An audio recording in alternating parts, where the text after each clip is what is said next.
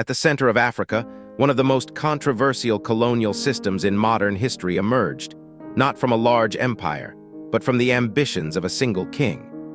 What began as a personal possession soon became the foundation of Belgium's colonial empire, built largely around the extraction of natural resources. The Belgian colonial empire was relatively small compared with other European empires, but it played a significant role in Central Africa during the late 19th and early 20th centuries.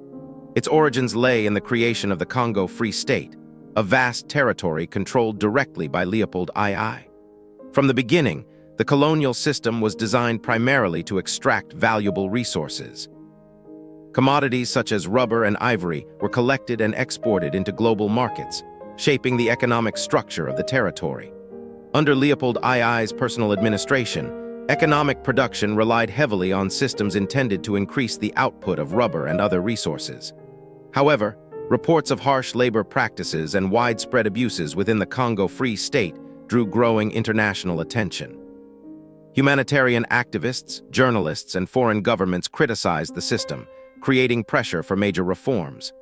In 1908, the Belgian government formally annexed the territory, transforming it into the Belgian Congo. The colonial administration expanded infrastructure such as railways and mining operations to increase the export of raw materials. Resources including copper and other minerals became central to the colonial economy. Despite these developments, political authority remained highly centralized, and the economic system continued to focus primarily on resource extraction rather than developing local political institutions. By the mid-20th century, nationalist movements across Africa were challenging European colonial rule. In the Congo, demands for independence grew rapidly as global pressure mounted against colonial systems. In 1960, the Congo achieved independence from Belgium, bringing an end to Belgian colonial rule and effectively dismantling Belgium's overseas empire. The legacy of Belgian colonial rule left deep economic and political impacts on Central Africa.